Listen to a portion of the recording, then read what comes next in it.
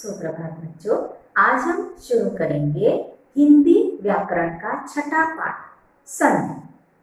अब बच्चों सबसे पहले हम संधि का सामान्य अर्थ देखेंगे। तो संधि का सामान्य अर्थ है जोड़ना या फिर मेल करना। तो दो निकटस्थ ध्वनियां, निकटस्थ यानी आसपास की जो ध्वनियां होती है उनके मेल से जो परिवर्तन या विकार होता है उसे कहते हैं संधि। मैंने यहाँ पर व्याख्या लिखी है, ध्वनियों के आसपास आने से जो परिवर्तन या विकार होता है उसे कहते हैं संधि। अब सबसे पहले मैंने यहाँ पर कुछ उदाहरण दिए हैं जिसके देखने से हमें पता चलेगा कि संधि का अर्थ क्या है। यहाँ पर है कुछ उदाहरण, जैसे मैंने लिखा है अरुण धन उदय अरुणोदय। क्या लिखा है मैंने? अरुण धन उदय अरुणोदय। अरुण में का अ और उ मिलकर यहाँ पर बना है ओ। अ और उ मिलकर यहाँ पर बनी है ओ की मात्रा, यानी अ और उ स्वर और व्यंजन, स्वर और स्वर मिलकर यहाँ पर बना है ओ स्वर। तो इसे कहते हैं स्वर संधि। जब स्वर आपस में मिलकर विकार उत्पन्न होता है उसे कहते हैं स्वर संधि। ये दोनों स्वर है, अ और उ ये दोनों स्वर है और ओ भी स्वर है, इसीलिए ये हो गए इसका पहला प्रकार स्वर संधि। अब हम यहाँ पर दूसरा प्रकार देखेंगे व्यंजन संधि। यहाँ पर मैंने लिखा है सत धन आचार सदाचार। व्यंजन संधि में त और आ मिलकर बना है यहाँ पर द। त का परिवर्तन हुआ है द में। व्यंजन संधि में यहाँ पर त का परिवर्तन हुआ है द में। सत धन आचार सदाचार। यहाँ पर क्या लिखेंगे हम? शुद्ध धन आचरण शुद्धाचरण। अ और आ मिलकर बना है यहाँ पर आ। ये है स्वर संधि का प्रकार, क्योंकि दोनों भी स्वर है, अ भी स्वर है और आ भी स्वर है, तो ये दोनों स्वर मिलकर यहाँ पर बना है आ। जैसे यहाँ पर अ और उ मिलकर बना है ओ, यहाँ पर बना है अ और आ मिलकर बना है आ की मात्रा। उसके बाद हमने इसमें देखी है व्यंजन संधि। अब हम देखेंगे तीसरा प्रकार इसका विसर्ग संधि। अब ये विसर्ग संधि यानी क्या?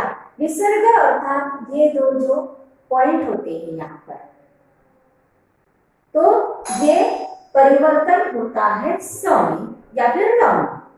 तो यहाँ पर निहित धनतेज निस्तेज, इसका उच्चारण क्या है बच्चों? निहि। विसर्ग का उच्चारण हमेशा ह में होता है, तो यहाँ पर निहि धनतेज निस्तेज, इस विसर्ग का यहाँ पर बना है स।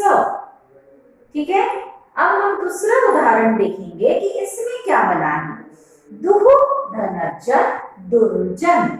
यहाँ पर ये जो विसर्ग चिन्ह है ये र की मात्रा में आया है, सो यहाँ पर दुह जनजन दुर्जन।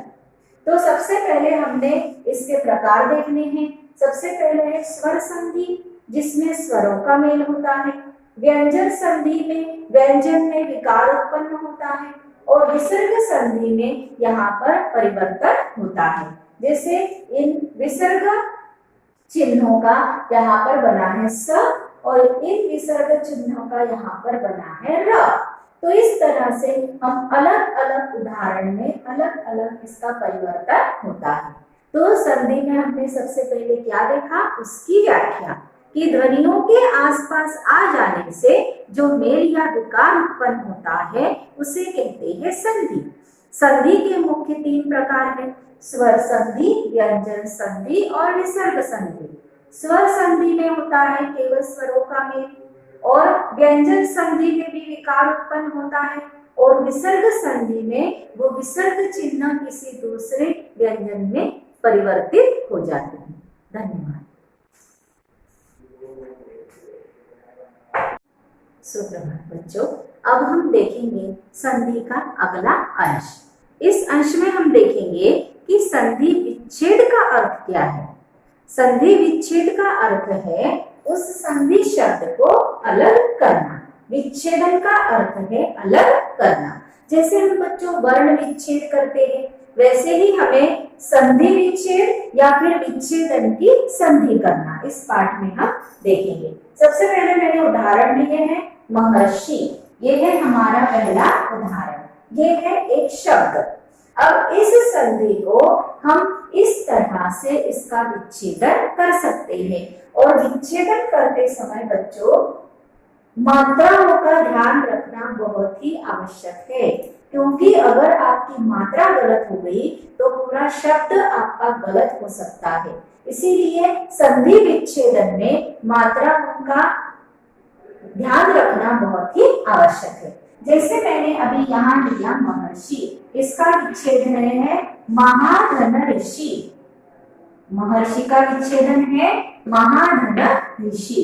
राजेंद्र, राजा धन इंद्र। आ और ई मिलकर यहाँ पर बनी है एक की मात्रा। ठीक है बच्चों। और यहाँ पर महाधन ऋषि, ये जो री की मात्रा आई है ये महर्षि पे लगी है। और ऋषि लिखते समय हमेशा छोटी ई की मात्रा ही लिखनी है, बड़ी ई की नहीं। उसके बाद में वधु धन उत्सव वधोत्सव। वधु धन उत्सव वधोत्सव। वधोत्सव का विच्छेदन है वधु धन उत्सव बड़ा ऊ और छोटा ऊ मिलकर यहाँ पर बना है बड़ा ऊ। उसके बाद नद्यर्पण। नदी धन अर्पण। ई और अ मिलकर बना है यहाँ पर य। नदीर्पण नहीं, नद्यर्पण, ये यहाँ पर बना है य। तो इस तरह से इन शब्दों का हम विच्छेदन कर सकते हैं या फिर विच्छेदित शब्द को हम इस रूप में भी लिख सकते हैं। तो संधि विच्छेद का अर्थ है अलग करना। जैसे वर्ण अलग करते हैं वैसे ही संधि को भी अलग किया जाता है। अब हमारे पास में कई ऐसे उदाहरण हैं। सबसे पहले हम पहला प्रकार देखेंगे स्वर संधि। संधि के 3 प्रकार हैं, स्वर संधि, व्यंजन संधि एवं विसर्ग संधि। तो सबसे पहले हम देखेंगे स्वर संधि। अब स्वर संधि में बच्चों हमेशा स्वरों का मेल होता है। हमेशा स्वरों का मेल होता है। व्यंजन संधि में हमेशा व्यंजन का मेल होता है। और विसर्ग संधि में उस विसर्ग चिन्ह के साथ किसी स्वर या व्यंजन के मेल से विकार उत्पन्न होता है। जैसे मैंने उदाहरण बताया, नि धन तेज निस्तेज, मन धनरंजन मनोरंजन, दुहु झनझन दुर्जन, निहि धनमल निर्मल, निहि धनरस नीरस।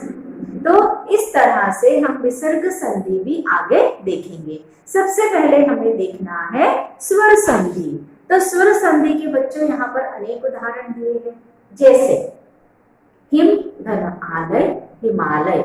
ओ और अ मिलकर आ बनता है, अ और आ मिलकर भी आ बनता है और अ और आ मिलकर भी आ बनता है। तो इस तरह से हम इसके उदाहरण देखेंगे। नियम धन अनुसार नियमानुसार। उसके बाद धर्म धन आत्मा धर्मात्मा। विद्या धन आलय विद्यालय। पुस्तक धन आलय पुस्तकालय। उसके बाद छोटी ई की मात्रा और छोटी ई की मात्रा मिलकर बनती है बड़ी ई की मात्रा, और ई छोटी ई और बड़ी ई भी मिलकर बनती है बड़ी ई। कवि धन इंद्र कवींद्र। बच्चों कवि का जो वी है वो हमेशा छोटी ई की मात्रा ही लिखनी है, और जब हम कवींद्र लिखते हैं तो उसमें बड़ी ई की मात्रा आ जाती है। मुनि धन ईश मुनीश। और ईश या ईश्वर लिखते समय हमेशा बड़ी ई लगानी है, छोटी ई नहीं। ठीक है, मुनि में छोटी ई और ईश में बड़ी ई। तो इस तरह से मुनि धन ईश मुनीश। भानु धन उदय, छोटा ओ मिलकर बड़ा ओ बनता है, भानु धन उदय। अगर भानु लिखना है तो हमेशा छोटा ऊ लिखना है, और भानुदय लिखना है तो हमेशा हमें बड़ा ऊ लिखना पड़ेगा। उसके बाद में ऐसे अनेक वहां पर स्वर है, अ से लेकर औ तक, ये जो सारे स्वर हैं इनमें दूसरे स्वर मिलकर उनका परिवर्तन होता है और वो शब्दों का रूप बदल जाता है। तो हमें ध्यान में रखना है कि विग्रह करते समय या संधि करते समय उनके जो मात्राओं के चिन्ह है वो ध्यान में रखकर लिखना है। अगर मात्राओं के चिन्ह गलत हुए तो हमारा पूरा शब्द ही गलत हो जाता है। धन्यवाद।